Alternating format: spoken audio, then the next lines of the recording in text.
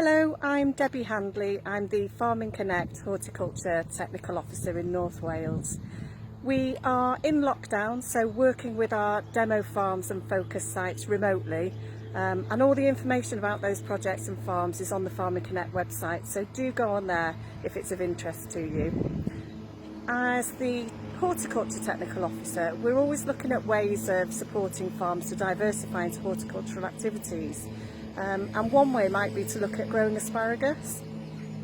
Since 2018, there's been an European Innovation Partnership project running, looking at the viability of growing asparagus in Wales. And it's a great crop because it's very profitable, and it also comes up during the Hungry Gap.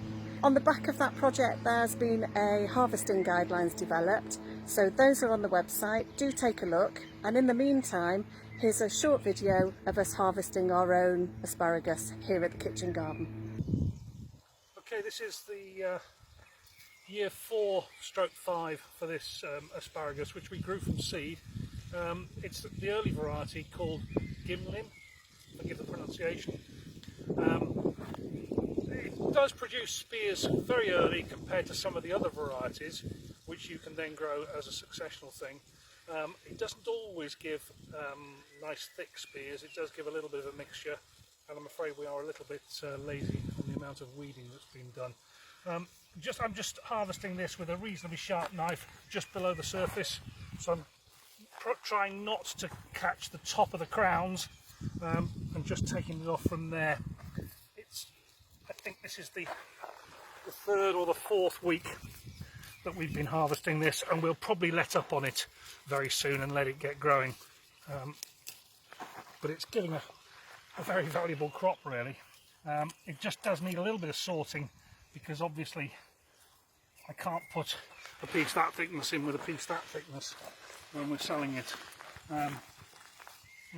Even with